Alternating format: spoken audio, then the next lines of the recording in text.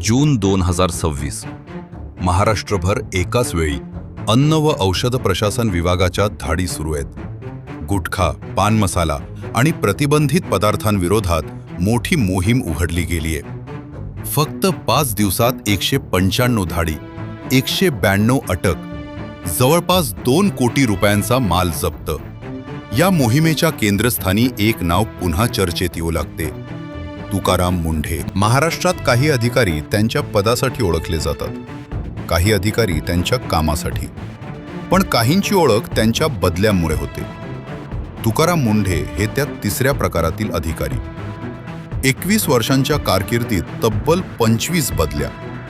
प्रत्येक बदलीमागे एक नवी लढाई आणि एक नवा संघर्ष. विदर्भातील एका साध्या शेतकरी कुटुंबातून आलेला एक तरुण, परिस्थितीशी झगडत शिक्षण पूर्ण करणारा, प्रशासनात जाण्याचं स्वप्न पाहणारा, अनेक अडथळे पार करून अखेर UPSC मध्ये यश मिळवत भारतीय प्रशासकीय सेवेत प्रवेश करणारा अधिकारी. 2005 मध्ये प्रशिक्षणार्थी उपजिल्हाधिकारी म्हणून कारकिर्दीची सुरुवात झाली.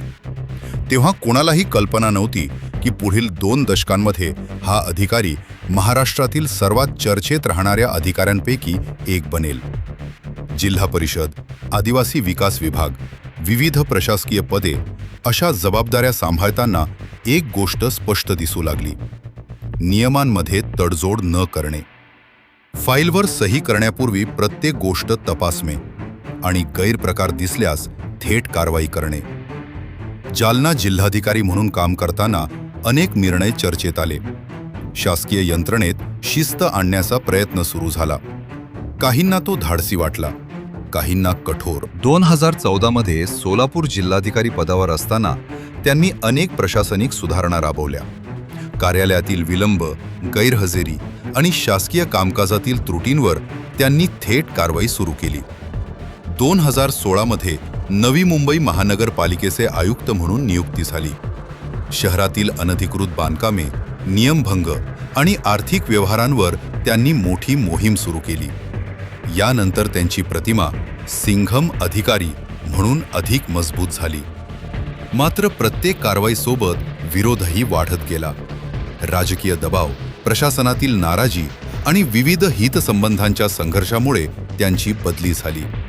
पण ही शेवटची वेळ नव्हती. पुण्यात PMPMLचे प्रमुख म्हणून त्यांनी सार्वजनिक वाहतुकीतील गैरव्यवस्थेवर लक्ष केंद्रित केले. अनेक निर्णय घेतले. काहींना ते आवश्यक वाटले, काहींना ते अप्रिय. 2018 मध्ये नाशिक महानगरपालिकेचे आयुक्त झाल्यानंतर पुन्हा एकदा शहर प्रशासनात मोठे बदल दिसू लागले. अनधिकृत जाहिराती, नियमभंग आणि महसूल गळतीवर त्यांनी कठोर भूमिका घेतली. नाशिकमधील त्यांच्या कारवाईमुळे मोठ्या प्रमाणात चर्चा सुरू झाली. समर्थकांनी त्यांना प्रामाणिक अधिकारी म्हटलं. टीकाकारांनी त्यांच्यावर अतिआक्रमक प्रशासनाचा आरोप केला. पण एक गोष्ट मात्र निश्चित होती: ते दुर्लक्षित राहू शकत नव्हते. यानंतर पुन्हा बदली, नियोजन विभाग, एड्स नियंत्रण प्रकल्प, विविध प्रशासकीय जबाबदाऱ्या, प्रत्येक ठिकाणी नवीन आव्हानं आणि नवीन संघर्ष. 2020 मध्ये नागपूर महानगरपालिकेचे आयुक्त म्हणून त्यांची नियुक्ती झाली. हा काळ कोविड महामारीचा होता.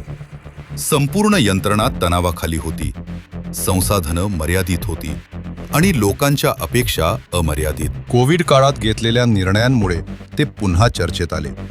काहींनी त्यांच्या कठोर निर्णयांचं कौतुक केलं, काहींनी तीव्र टीका केली, पण त्यांनी आपली कार्यपद्धती बदलली नाही.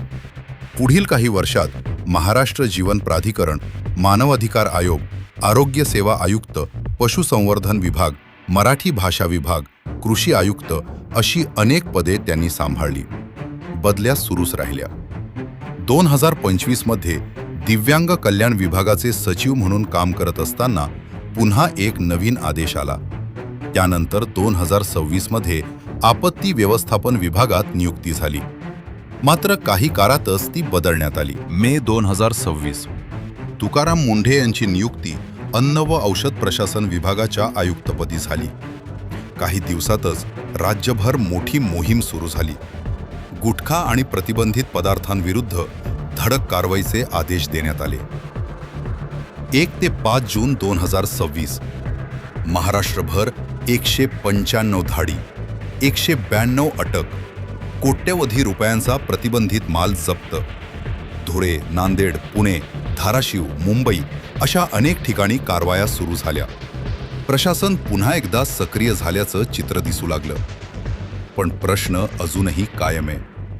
तुकाराम मुंढे यांना इतक्या बदल्या का झाल्या?